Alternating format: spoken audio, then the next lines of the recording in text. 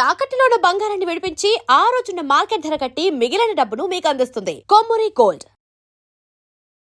నేను మీ కృష్ణవేణి. ట్రంప్ ఎప్పుడు ఏ నిర్ణయం తీసుకుంటున్నారో ప్రపంచ అనేక దేశాలు చాలా గందరగోళంలో ఉన్నాయి. H1B వీసా విషయంలో స్ట్రిక్ట్ అయింది. గ్రీన్ కార్డ్ హోల్డర్స్ కూడా కాస్త టెన్షన్లోనే ఉన్నారు. టారిఫ్ విషయంలో అనేక వ్యాఖ్యలు అనేక దేశాల పట్ల చేస్తున్నారు.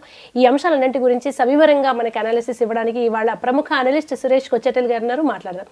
సార్ నమస్కారం. సార్ బాంబులు వేలుస్తున్నారు ట్రంప్ ఒక రకంగా కూర్చుని. ఇన్ని దేశాలు ఎంత టెన్షన్ పెట్టేస్తున్నారు ఏంటి సార్ అసలు? చూస్తున్నాను. నిన్న రాత్రి కూడా నేను 1 గంట దాకా 2 గంటలకు మేల్కొన్నాను. ట్రంప్ పుటిన్ కాల్ జరిగింది, నిన్న గంట సేపు జరిగింది ఫోన్ కాల్.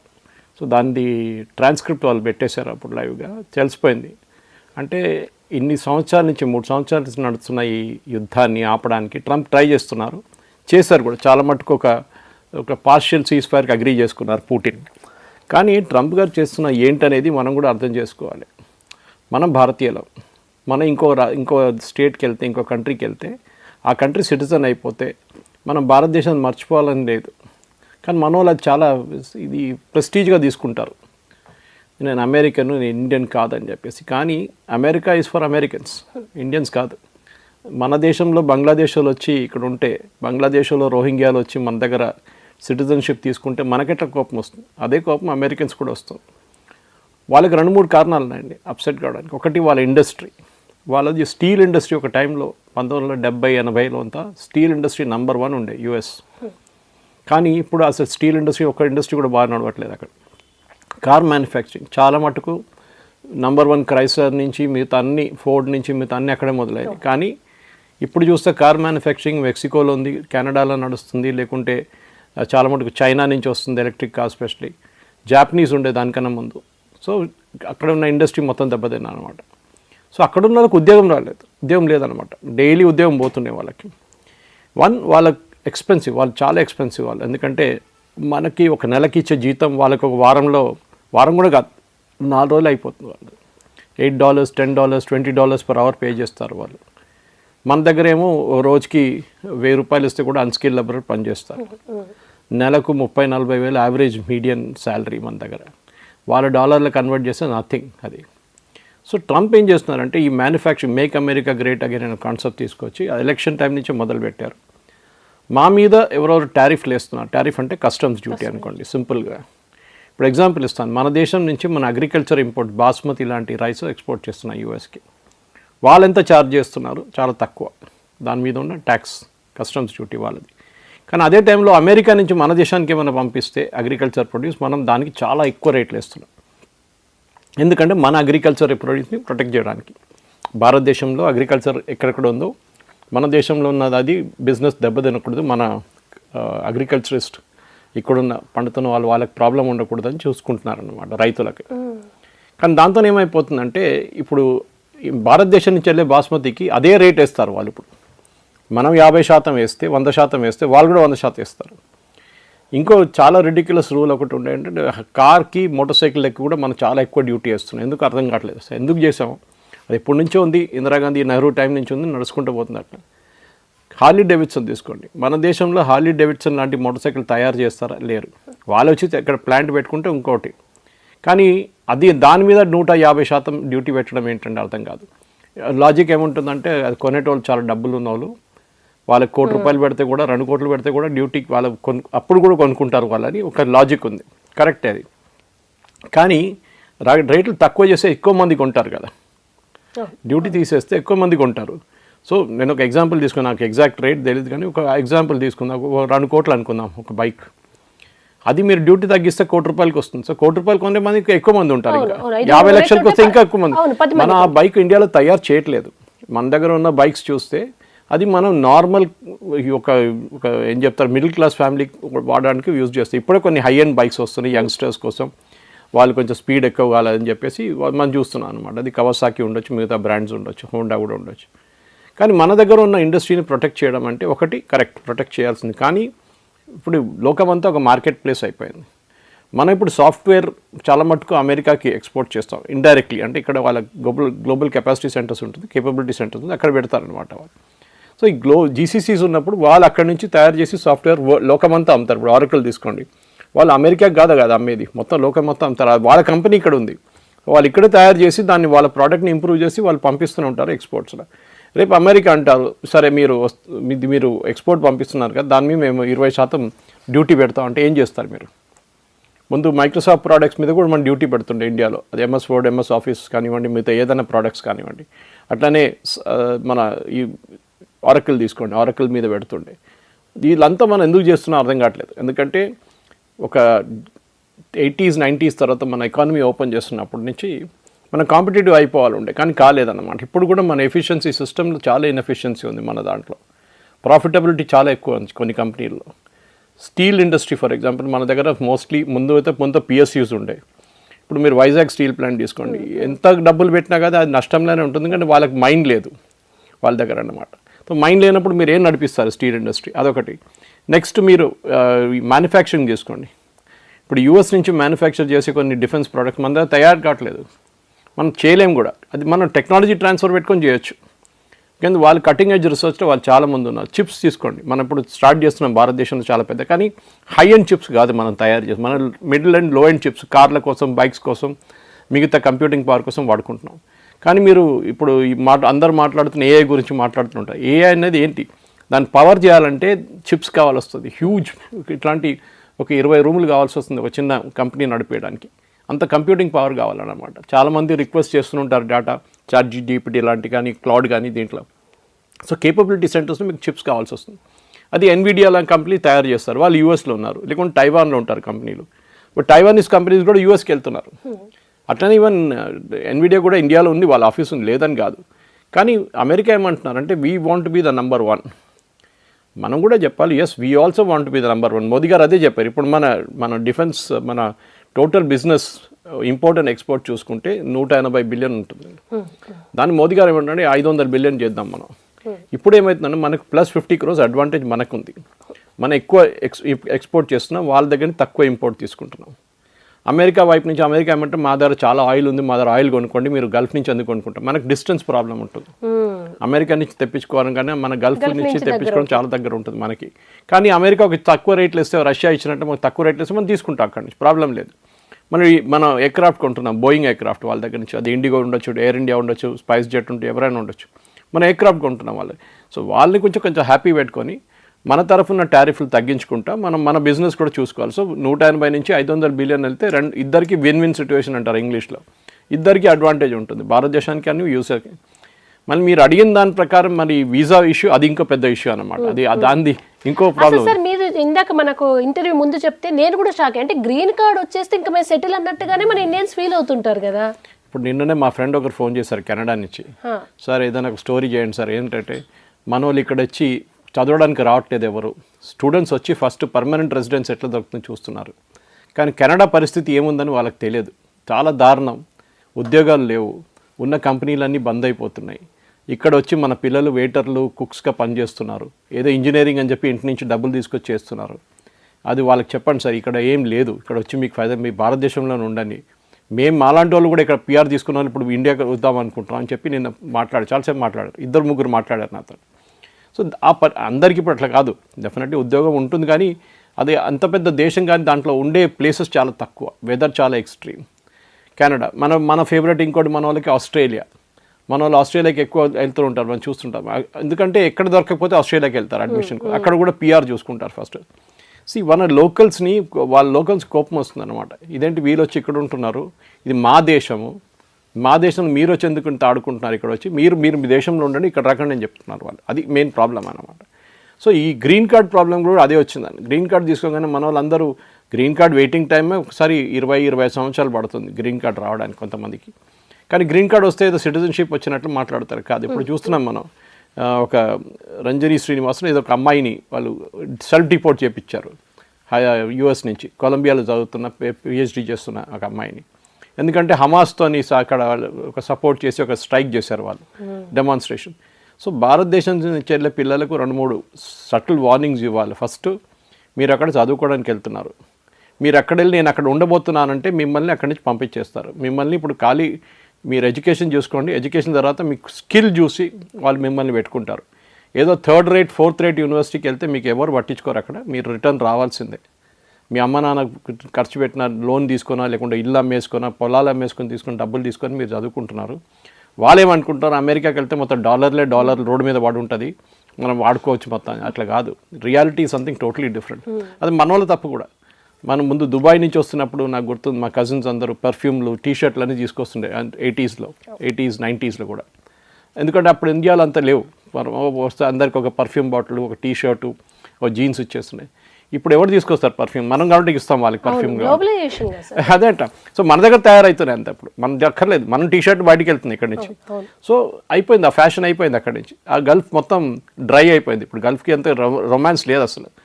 ఆ కన్స్ట్రక్షన్ స్టేజ్లో ఉందో అంతా పోయింది. ఇప్పుడు టెక్నికల్స్ వస్తున్నారు. ఎంబీఏ మొహమ్మద్ బిన్ సల్మాన్ లాంటి సౌదీ అరేబియాలో హీ వాంట్స్ ఓన్లీ టెక్నోక్రాట్స్. అక్కడ వచ్చి టెక్నోక్రాట్స్ కావాలి మాకు, we are building the new Europe tomorrow అంటున్నారు. యూఎస్ కూడా అంతే. సో వాళ్ళు ఏమంటున్నారంటే, ఇక్కడ వచ్చి మీరు మా వాళ్ళకి మా జాబ్స్ పోతున్నాయి, మా వాళ్ళకి $20 per hour వస్తుంటే మీరు వచ్చి $5 పని చేయడానికి రెడీగా ఉన్నారు. మీరు వెళ్ళి ఇల్లీగల్గా మీ వీసా అయిపోతే కూడా మీరు అక్కడిక్కడ దాచుకొని మీరు పని చేసుకుంటున్నారు. మీరు ఎట్లా ఉండకూడదు. ఇక్కడ వచ్చి డెమాన్స్ట్రేషన్స్, ప్రొటెస్ట్, హమాస్ అది చేస్తున్నారు, అందరినీ పంపించేస్తారు. సో చాలా కేర్ఫుల్ ఉండాలి. అది పీరియడ్స్ కూడా మీకు తెలుసు, 180 days భారతదేశం ఎక్కువ బయట ఉండకూడదు, దాని లోపల వచ్చేయాలని. ఇప్పుడు ఏం చెప్తున్నారంటే యూనివర్సిటీ వాళ్ళు కూడా, కొలంబియా వాళ్ళు కూడా, హార్వర్డ్ కూడా నేను ఒక వార్నింగ్ ఇష్యూ చేశారు వాళ్ళ స్టూడెంట్స్. మీరు ఇక్కడి నుంచి వెళ్ళకండి, మీరు స్టూడెంట్ వీసా మీద ఉంటే ఇక్కడే ఉండండి, మీరు వెళ్తే మీరు రిటర్న్ వచ్చేది గ్యారంటీ ఏం లేదు, మిమ్మల్ని ఎయిర్పోర్ట్ నుంచే పంపిస్తారు. నిన్న కూడా ఒక థింక్ లెబనీస్ డాక్టర్ని వాళ్ళు ఎయిర్పోర్ట్ నుంచి పంపించేశారు. She a green card holder, sorry H1B మీద ఉన్నారు, ఆమెను పంపించేశారు ఎయిర్పోర్ట్ నుంచి. ఎందుకంటే ఆమె హెజ్బుల్లా లీడర్ ఫ్యూనరల్ అటెండ్ చేసిందంట. అంటే మీ సోషల్ మీడియా మొత్తం ట్రాక్ చేస్తున్నారు వాళ్ళు. ఇన్ఫ్యాక్ట్ ఆ లేడీది, ఆ డాక్టర్ది ఫోన్ అడిగారు వాళ్ళు కస్టమ్స్లో, ఇమిగ్రేషన్లో, యూఎస్ ఇమిగ్రేషన్. ఫోన్ తీసుకొని ఫోన్లో ఏమేముంది మొత్తం చెక్ చేశారు వాళ్ళు. సో మన దగ్గర ఉన్న అమ్మాయిలు నేను ఇక్కడ JNU లాంటి ప్రొటెస్ట్ చేసి అది చేస్తాను ఇది చేస్తాను, ఫ్రీడమ్ ఆఫ్ ఎక్స్ప్రెషన్ అంటే ఫస్ట్ మీకు వీసా రాదు. వీసా వస్తే కూడా మీరు మళ్ళీ ఎయిర్పోర్ట్ నుంచి రిటర్న్ పంపించేస్తారు. సో మీ డబ్బులు పోతుంది, అన్నీ పోతుంది. సో మన వాళ్ళు కూడా చాలా కేర్ఫుల్ ఉండాలి. ఆ డాలర్ డ్రీమ్స్ అనేది పోయింది ఇప్పుడు యూఎస్లో. మీరు మిగతా ప్లేసెస్ కూడా చూసుకోండి. మీకు ఇక్కడి నుంచి వెళ్ళాలని ఏం లేదు. We are going to be the 3rd largest economy. మీరు అక్కడ 10th largest economy, 15th largest ఎకానమీకి వెళ్ళి అక్కడ ఉండండి కావాలంటే, ప్రాబ్లం లేదు. కానీ మన దగ్గర ఎస్పెషల్లీ తెలుగు స్టేట్స్లో ఎక్కువ, మిగతా స్టేట్స్ ఇంత ఇది లేదండి. పంజాబ్లో ఉండొచ్చు కొంచెం, పంజాబ్లో కెనడాకి వెళ్ళడం చాలా పెద్ద ఫ్యాషన్, యూఎస్ కెనడాకి, అది కూడా ఇల్లీగల్గా. తెలుగు స్టేట్స్ ప్రాబ్లం ఏంటంటే మన ఇక్కడ ఉన్న వాళ్ళు కల్చర్ క్రియేట్ చేశారు. ఎక్కడున్నారా యూఎస్లో ఉన్నా అంటే పెద్ద ఆడ ఏం చేస్తున్నాడు మనకు అక్కర్లేదు. అక్కడ సూపర్ మార్కెట్లో పని చేస్తున్నాడా, పెట్రోల్ బంక్లో పని చేస్తున్నాడు, అది కాదు. యూఎస్, మీ అబ్బాయి ఇక్కడ ఉన్నాడు యూఎస్లో, అమ్మాయి ఇక్కడ ఉన్నాడు యూఎస్లో, అది కావాలి వాళ్ళకి. కాదు సార్, ఇప్పుడు ఇది నిజంగా దౌర్భాగ్యం. చదువు తెలివి ఉంటే ఇక్కడ ఖర్చులు కంపారిటివ్లీ తక్కువ ఉంటుంది, స్వేచ్ఛ ఉంటుంది. ఇక్కడ ఇష్టం వచ్చినట్టు బిహేవ్ చేస్తారు. ఇన్ని వదులుకొని అంత నిర్బంధంలో ఒక జైలు జీవితం లాగా. పైగా మన మేధస్సు వాళ్ళకి అవసరం, వాళ్ళ అవసరం ఉంటే పిలిపించుకోవాలి. మనం ఇక్కడికి వస్తే దేశ అభివృద్ధి జరుగుతుంది. అక్కడ ఇంపార్టెంట్గా పనిచేసిన వాళ్ళంతా ఇండియన్ మేధావులే వాళ్ళంతా.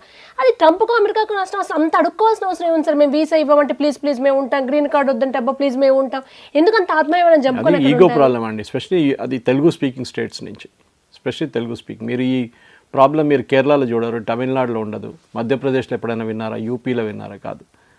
ఓకే, ఎడ్యుకేటెడ్ స్టేట్స్ తీసుకోండి, కర్ణాటక, అక్కడ కూడా ఎంత లేదు. మన దగ్గర ప్రాబ్లం ఏంటంటే ఇక్కడ నుంచి ఫస్ట్ వెళ్ళిన వాళ్ళు ఒక ఇమేజ్ క్రియేట్ చేశారు. డబ్బులు, మేము BMW కొనుక్కున్నాం. న్యాచురల్లీ అక్కడ లోన్స్కి 0% ఇంట్రెస్ట్ అండి. అక్కడ లోన్ తీసుకొని ఇక్కడ ఇల్లు కొనుక్కుంటారు 2 కోట్లు 3 కోట్లకి. డార్క్ సైడ్ చెప్పారు సార్ వాళ్ళు. ఎవరు చెప్తున్నాను కదా, అక్కడ లోన్ తీసుకొని ఇక్కడ ఇల్లు కొంటారు గేటెడ్ కమ్యూనిటీలు దాంట్లో. సో వాళ్ళు ఏమనుకుంటారు, ఓ యూఎస్ నుంచి వచ్చిన ఇంత డబ్బు ఉంది వీడి దగ్గర అని. అక్కడ మొత్తం US works on basically loans. వాళ్ళ దగ్గర క్రెడిట్ మీద నడుస్తుంది ఎక్కువ. సో మన దగ్గర లాగా మనకు మన టిపికల్ మిడిల్ క్లాస్ కల్చర్లో ఒక 50,000 వచ్చేస్తే మనం తీసుకెళ్ళి FD వేసుకుంటాం బ్యాంక్లో. వాళ్ళకి అది లేదు. అక్కడ వాళ్ళు లోన్లు తీసుకుంటారు. వాళ్ళు అనుకుంటారు మళ్ళీ రేపు ఉద్యోగం. అక్కడ హైర్ అండ్ ఫైర్ పాలసీ మనలాగా కాదు, ఇవాళ ఉంటుంది రేపు ఉద్యోగం ఉండదు రేపు పొద్దున. సో అట్లాంటి పరిస్థితుల్లో కూడా మనం అర్థం చేసుకోవాలి. అక్కడి నుంచి వెళ్ళి మళ్ళీ అక్కడ పెట్రోల్ బంక్లో పనిచేయడం ఏంటి, అక్కడ సూపర్ మార్కెట్లో పనిచేయడం ఏంటి. ఓకే, మీరు చదువుకున్నప్పుడు కొంచెం పార్ట్ టైం ఇన్కమ్ లీగల్గా అలౌడ్, ఇల్లీగల్గా కూడా చేసుకుంటారు వీళ్ళు, అది ఇంకా ప్రాబ్లం అనమాట. సో ఇట్లాంటి పరిస్థితుల్లో పేరెంట్స్ కూడా అర్థం చేసుకోవాలి. మీ పిల్లల్ని మిగతా వాళ్ళు వెళ్ళి క్రియేట్ చేసిన ఆ డ్రీమ్ ఉంది చూడండి, అది నిజం కాదు. అన్ని కేసెస్లో 100లో 98 కేసెస్ ఫేక్ ఉంటుంది.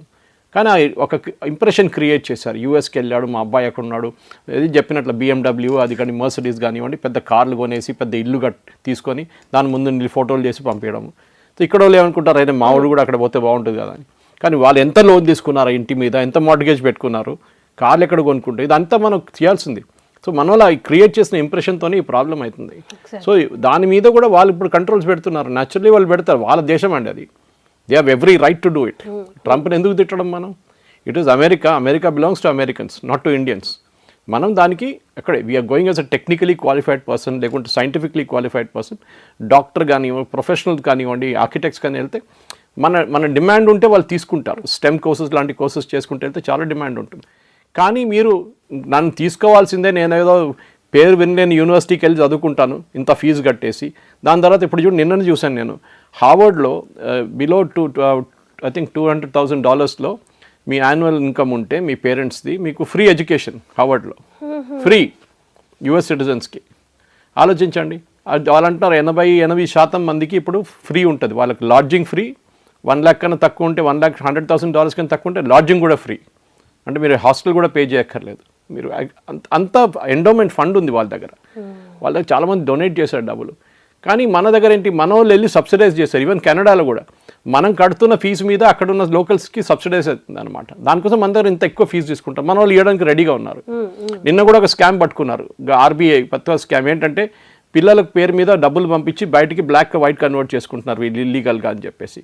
ఒక లిమిట్ ఉంటుంది, మీరు $1 million, $2 million, $5 million దాకా ట్రాన్స్ఫర్ చేసుకోవచ్చు బయట మీ అబ్బాయి అమ్మాయి చదువు కోసం.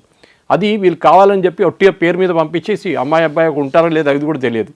నిన్ననే RBI పట్టుకున్నారు దాని మీద. ఆ స్కీమ్ బంద్ చేసేస్తున్నారు ఇప్పుడు, ఆ ట్యాప్ అయిపోయింది. సో డబ్బులు పంపించడానికి కూడా ప్రాబ్లం ఉంటుంది. నేను విన్నాను, యూకేలో మా ఫ్రెండ్స్ చెప్పారు, అక్కడ ఉన్న ఇండియన్ అసోసియేషన్లో పనిచేస్తున్న వాళ్ళు చెప్పారు, అక్కడ వెళ్ళి పాకిస్తానీ వాళ్ళతో పడి డ్రగ్స్లో పడేసి అమ్మ నాన్న దగ్గర ఫోన్ చేసి నెక్స్ట్ వీక్ ట్యూషన్ ఫీజు కట్టాలి, నెక్స్ట్ వీక్ అది కట్టాలి, ఇది కట్టాలి, ఏదో కథ చెప్పేసి లైబ్రరీ ఫీజు కట్టాలని చెప్పి డబ్బులు గుంజుకుంటున్నారు పేరెంట్స్ దగ్గర నుంచి. ఎక్కువ రోజులు నడవదండి ఇది. ఆల్రెడీ మీరు సీయింగ్ ఇప్పుడు ట్రంప్ని చేస్తున్న దానికి మనం చూస్తున్నాం. Trump is not targeting Indians. మీరు చూడండి, చాలా తక్కువ ఇండియన్స్ టార్గెట్ చేస్తున్నారు. ఎక్కువ వాళ్ళు టార్గెట్ వెనజువేలన్స్ని, కొలంబియన్స్ని, మెక్సికో నుంచి వచ్చిన వాళ్ళని, వీళ్ళని టార్గెట్ చేస్తున్నారు. ఎస్పెషల్లీ క్రిమినల్ గ్యాంగ్స్ని టార్గెట్ చేస్తున్నారు. నిన్న కూడా చూస్తాను, అందరిని కొట్టుకుని పంపించేస్తారు అందరిని అక్కడికి. అది కూడా కాళ్ళ చైన్ లేసి పంపించారు. అది కూడా ఎల్ సాల్వడార్ పంపించారు. డైరెక్ట్ వారి దేశం పంపించలేదు. ఎల్ సాల్వడార్లో ఒక జైలు కట్టేసి అక్కడ ఉండమంటున్నారు కొన్ని రోజులు, 1 సంవత్సరం 2 సంవత్సరాలు క్రిమినల్ గ్యాంగ్స్ని. సో మన వాళ్ళు కూడా చాలా కేర్ఫుల్ ఉండాలి. ఎందుకంటే ఇప్పుడు సెల్ఫ్ డిపోర్టేషన్ ఒక యాప్ ఉంది. సెల్ఫ్ డిపోర్టేషన్ యాప్ ఇప్పుడు మీరు సెల్ఫ్ డిపోర్ట్ చేసుకోవచ్చు. అంటే మీరు ఆ యాప్కి వెళ్ళి మీరు ముందు అప్లై చేయొచ్చు అనమాట అసైలం కోసం. ఇప్పుడు వాళ్ళు సెల్ఫ్ డిపోర్టేషన్ అంటే యూ ఫీల్ మీకు మరి ఇల్లీగల్ అనగానే మీరు సెల్ఫ్ డిపోర్ట్ చేయాల్సి, వితిన్ 3 days 4 days మీరు US ఇడ్చి వెళ్ళిపోవాల్సిందే. ఎక్కడికి వెళ్తారు? ఇప్పుడు అమ్మాయి చెప్పాను కదా, Srinivasan, she went to Canada. ఆమె ఏమంటుంది, నిన్న ఏడ్చుకుంటా ఇంటర్వ్యూలో ఏదో ఛానల్, మన ఇండియన్ ఛానల్కి ఇచ్చి, నాకు వారం నుంచి నిద్ర లేదు. అమ్మ నువ్వు హమాస్ కోసం ప్రొటెస్ట్ చేసినప్పుడు అర్థం చేసుకోలేదు అదంతా? వారం నుంచి నాకు నిద్ర లేదు, నాకు అసలు భయం వేస్తుందండి. ఎందుకు వేయదు? మీరు హమాస్, పాలెస్టైన్ జిందాబాద్ అని చెప్పి టెర్రరిస్ట్కి సపోర్ట్ చేస్తున్నప్పుడు అర్థం చేసుకోవాలండి. అది భారతదేశం చేస్తే ఎవడు అడగడు. JNU కానీ HCU చేసుకుంటే ఎవడు అడగడు. ఇక్కడ ఎక్కువ, అక్కడ మీరు అట్లా కాదు. ఇప్పుడు ఎప్పుడు ఒక్కొక్కరిని కూడా వాళ్ళు కెమెరాలు కలెక్ట్ చేసి లాస్ట్ 1 year ప్రొటెస్ట్ చేస్తున్న అందరిని పట్టుకుంటున్నారు ఒకటి తర్వాత ఒకటి. అది కాకుండా మీ సోషల్ మీడియా అకౌంట్, మీరు వీసాకి అప్లై చేసేటప్పుడు ఇప్పుడు కొత్త రూల్ ప్రకారం you have to give your social media account. మీరేమనుకుంటారు నేను డిలీట్ చేసి పడేసాను అన్ని, డిలీట్ నుంచి బ్యాక్ ఎండ్ నుంచి కూడా గుంజుకుంటారు వాళ్ళు. అది మీ వాట్సాప్ ఉండొచ్చు, అది మీ ఫేస్బుక్ ఉండొచ్చు, ట్విట్టర్ ఉండొచ్చు, ఇన్స్టాగ్రామ్ ఉండొచ్చు, ఏదైనా ఉండొచ్చు. మీరు డిలీట్ చేసినా కానీ వాళ్ళు యాక్సెస్ చేసుకుంటారు దాన్ని. సో మీరు మీ హిస్టరీ US గవర్నమెంట్ చేతిలో ఉంది, వాళ్ళు ఏం కావాలంటే చేసుకుంటారు. వీసా డినై చేయడం చాలా ఈజీ అయిపోతుంది ఇప్పటి నుంచి. అది స్పెషల్లీ మీరు ఇక్కడ వచ్చి డెత్ టు అమెరికా అది ఇది అని చెప్పి తిట్టుకుంటారు మన వాళ్ళు, జులూసులు తీస్తారు. వీసాకి అప్లై చేయడంలో అక్కడే రిజెక్ట్ చేసి పడేస్తారు. ఇదే జరుగుతుంది అన్నమాట. అంటే నిజంగా కూడా సార్ ఇప్పుడు H1B వీసాలకు ఈ ఇయర్ ఆర్థిక సంవత్సరంలో 38% తగ్గిందంట అప్లై చేసే వాళ్ళ సంఖ్య. అది కావాలి సార్, మన తెలుగు వాళ్ళు ఇంకా మొదలు పెడితే ఆపరు. ఇక్కడికన్నా ఎక్కువ ఇప్పుడు ఊర్లలోంచి హైదరాబాద్ రావడం కన్నా అమెరికాకి వెళ్ళడం ఎక్కువైపోయింది సార్. మొత్తం మంది అక్కడే. నాకు ఇక్కడ చాలామంది స్టూడెంట్ కౌన్సిలర్స్ తెలుసాము ఇక్కడ. ఇప్పుడు కాదు, నేను టైమ్స్ ఆఫ్ ఇండియాలో పనిచేస్తున్న టైం నుంచి వాళ్ళు చేస్తున్న ఫ్రాడ్ చూస్తే భయం వేస్తుంది. ఒక్కొక్కసారి లేనిపోయిన బ్యాంక్ స్టేట్మెంట్లు తయారు చేస్తారు. ఆ రోజుకి ఒక నెల కోసం వాళ్ళు 10 లక్షల రూపాయలు, ఈ అబ్బాయి అమ్మాయి లేకుంటే ఆ టైంలో 10 లక్షలు పెద్ద అమౌంట్ అనమాట. 10 లక్షలు తీసుకొచ్చి అప్పులు తీసుకొచ్చి వాళ్ళ బ్యాంక్ అకౌంట్లో పెడతారు. ఎందుకంటే మీ వీసా అప్లై చేయడానికి వెళ్తే లేకుంటే స్టూడెంట్లు అది అడ్మిషన్కి వెళ్తే వాళ్ళకి చూపించాలి ఇవి కూడా సాలిడ్ బ్యాంక్ అకౌంట్ అని చెప్పేసి. తర్వాత వాళ్ళు వెళ్ళిపోయిన తర్వాత అమౌంట్ విత్డ్రా చేసుకుంటారు. దాని మీద వాళ్ళు ఏదైనా అప్పు తీసుకున్న దాని మీద ఇంట్రెస్ట్ తీసుకుంటారు వాళ్ళు. ఈ కౌన్సిలర్స్, స్టూడెంట్ కౌన్సిలర్స్ అనమాట, ఏజెంట్స్ వాళ్ళు. బేసిక్లీ వాళ్ళు యూనివర్సిటీ దగ్గర నుంచి డబ్బులు తీసుకుంటారు. అది ఏదో అసలు ఎవరు ఆ పేరు కూడా వినలేని యూనివర్సిటీ ఉంటుంది, అది లేకుంటే కాలేజ్ ఉంటుంది. ఈ అమ్మాయి అబ్బాయి దగ్గర నుంచి కూడా డబ్బులు తీసుకుంటారు, ఇద్దరి దగ్గర నుంచి డబ్బులు గుంజుకుంటారు వీళ్ళు. అందరు దొంగలని చెప్పట్లేదు, దాంట్లో కూడా 90% మంది ఫ్రాడ్, 10 మంది బాగా చేస్తారు, ప్రొఫెషనల్గా చేస్తారు. కానీ ఇప్పుడు ఎట్లయిపోయిందంటే మీకు అప్లై చేయడానికి మీకు ఎవరో ఏజెంట్ అక్కర్లేదండి, మీరే అప్లై చేయొచ్చు. కానీ మీరు ఫేక్ బ్యాంక్ స్టేట్మెంట్ తయారు చేస్తే ఎవరైనా ఈజీగా పట్టుకుంటారు, ఎస్పెషల్లీ యూఎస్ కన్సులేట్ వాళ్ళు పట్టుకుంటారు. ఇప్పుడున్న టెక్నాలజీ ప్రకారం వాళ్ళు ఈజీగా ఈ బ్యాంక్ అకౌంట్లో లాస్ట్ 10 సంవత్సరాలు ఎంత డబ్బులు ఉండేని మీ ఫాదర్ పేరు మీద ఎంత ఉండే చెక్ చేసుకోవచ్చు, వాళ్ళు ఈజీగా చెక్ చేసుకోవచ్చు. మీరు వారం ముందు తీసుకొచ్చిన డబ్బులను వాళ్ళకి తెలిసిపోతుంది క్లియర్గా. మీ ఎడ్యుకేషన్ సర్టిఫికేట్, ఎక్స్పీరియన్స్ సర్టిఫికేట్, ఇదంతా అది కూడా ఇంకా ఫ్రాడ్ అది. ఇప్పుడు వాళ్ళు యూనివర్సిటీ, ఉస్మానియా యూనివర్సిటీ లాంటి జేఎన్టీతోనే వాళ్ళు ఆన్లైన్ లింక్ పెట్టుకున్నారు. మీరు ఏదైనా సర్టిఫికేట్ తీసుకెళ్తే వాళ్ళు ఆన్లైన్గా చెక్ చేసుకుంటారు ఇది ఒరిజినల్ సర్టిఫికేటా కాదా అని చెప్పేసి. ఇప్పుడు అందరూ దాని మీద యూనో బయోమెట్రిక్ ఒకటైతే ఉంది, అది కాకుండా బార్కోడింగ్ పెడుతున్నారు, ఇప్పుడు క్యూఆర్ కోడ్ పెడుతున్నారు. సో సర్టిఫికేట్ ఫ్రాడ్ చేయడం, ఎక్స్పీరియన్స్ తయారు చేయడం, దేనిపైన యునైటెడ్ స్టేట్స్ ఆఫ్ అమీర్పేట ఉంది మన దగ్గర, అక్కడ ఏ కోర్స్ కావాలంటే మీరు చేశారని చెప్పి సర్టిఫికేట్ ఇస్తారు వాళ్ళు. సో మీరు if you want go the proper way, Cornell లాంటి కానీ, హార్వర్డ్ లాంటి కానీ, కొలంబియా లాంటి మంచి యూనివర్సిటీస్కి వెళ్ళండి, వద్దనట్లేదు. కానీ మీరు యూఎస్కి వెళ్ళడానికి ఏదో అసలు అక్కడ కంపెనీ యూనివర్సిటీకి వెళ్తారు, మీరు అక్కడ వెళ్ళినప్పుడు తెలిసిపోతుంది. ఒక చిన్న రూమ్ ఉంటుంది, ఏం చదువులేదు, ఏం లేదు. మాకు తెలిసిన మా ఫ్రెండ్ ఒక ఆయన ఒక హోటల్ నడిపిస్తారండి, ఫ్యామిలీ వాళ్ళు అక్కడ ఒకటి కాదు వాళ్ళు 3 హోటల్స్ నడిపిస్తారు యూఎస్లో. మోటల్స్ అంటారు అంటే హైవే పక్కన ఉంటుంది. వాళ్ళు అంటున్నారు వాళ్ళ దగ్గర పనిచేస్తున్నారు తెలుగు అబ్బాయిలు అమ్మాయిలు, ఎంటెక్ అంతా చేస్తున్నారంట, ఎంఎస్ చేస్తున్నారు అక్కడ, ఎంఎస్ చేస్తున్నారంట. కానీ పని చేస్తుంది హోటల్లో పనిచేస్తున్నారు, హోటల్ మొత్తం వాళ్ళే చూసుకుంటున్నారు, హస్బెండ్ వైఫ్. అంటే వాళ్ళు ఎక్కడ చదువుకుంటున్నారు మళ్ళీ? వాళ్ళు వారానికి 7 రోజులు ఇక్కడే ఉంటారంట. మళ్ళీ నువ్వు ఏ యూనివర్సిటీలో ఉన్నావు, ఏం చదువుకుంటున్నావు అంటే అడిగితే అదే అక్కర్లేదు, అప్పుడైనా ఒకసారి వెళ్తే చాలంట. అది ఇప్పుడు అర్థం చేసుకోండి value of university, first of all value of education అర్థం చేసుకోండి. ఇది ప్రాబ్లం అనమాట. సో మన వాళ్ళ దగ్గర చెప్పాల్సిందంటే ఎస్పెషల్లీ తెలుగు స్పీకింగ్ స్టేట్ నుంచి వెళ్ళేటోళ్ళు, మీరు మంచి యూనివర్సిటీస్కి వెళ్ళండి, మీరు ఫ్రాడ్ చేయకండి, బ్యాంక్ స్టేట్మెంట్స్ ఫ్రాడ్ చేయకండి, మీ ఎడ్యుకేషన్ సర్టిఫికేట్స్, ఎక్స్పీరియన్స్ సర్టిఫికేట్ మీద ఇంకా అది కూడా మీరు జెన్యున్ తీసుకెళ్ళండి. ఇదంతా చేసిన తర్వాత అక్కడ వెళ్ళిన తర్వాత కూడా గొడవ చేయకుండా చదువుకొని ఫ్రమ్ డిపార్ట్మెంట్ టు డామిటరీ అని చెప్పినట్ల కాన్సెప్ట్లో మీ పని చేసుకుని మీ ఇంటికి వచ్చేసేయండి. మీరు మిగతా దాంట్లో వెళ్ళకండి.